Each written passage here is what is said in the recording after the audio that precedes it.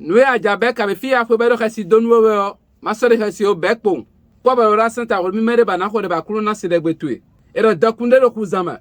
Mena hanudo deransi o homme. Ebro Somme 107 verset 23 à 24. Et yulando. Mene volet sota dirun yi khudi. Yedo aja eton wawe. Bodo yiwe. Ye dele no mo. Nous ma vont blole. Nous diwe eblo do kuzamele. Ami. Todi ka we kuzamele infidebo. Beto mo nukunu je wa. Ama o madonwe. Nous crois quoi madon nous content. Et va le film en coton le. Wono mere ni resire kuna bia me o mere volet no yi. Le bonemo doku nous crois quoi le fine. Ben zomba ye vodo gbe to me. We le souffle avo. Azole de ba jambe ka be fide ba kwe. Ba nunde ba jablo ba do kasi donwe ba tunde anan bek bon al kasi diwe. Madonwe do akpa be gegeti le bodo tekmo ba fina akpa be mon coton na wa titeme. Donc gegeti nous crois quoi gegeti bodo tekmo do fine.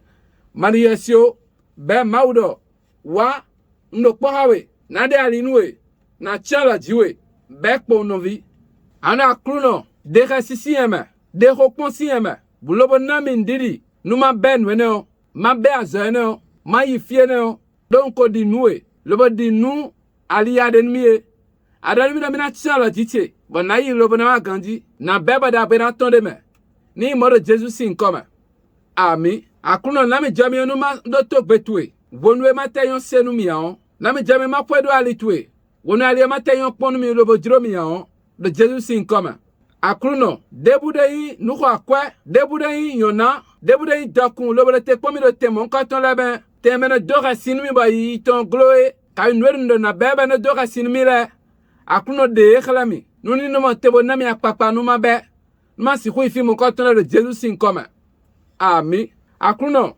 na mi jame antwe ma si zende vwe lobna bon litwela di lobna mato bia fi fatema lobna mato do de ji chero Jesus sin koma ami akruno na mi fifa lobna me jame no ma ganja ututwe wonwe nwa gopo wululu po bie de Jesus Christ sin koma nkodede ami mi abare mi de bo partager de lo akruno na wada benwe fifa akruno ton nu fodowe ami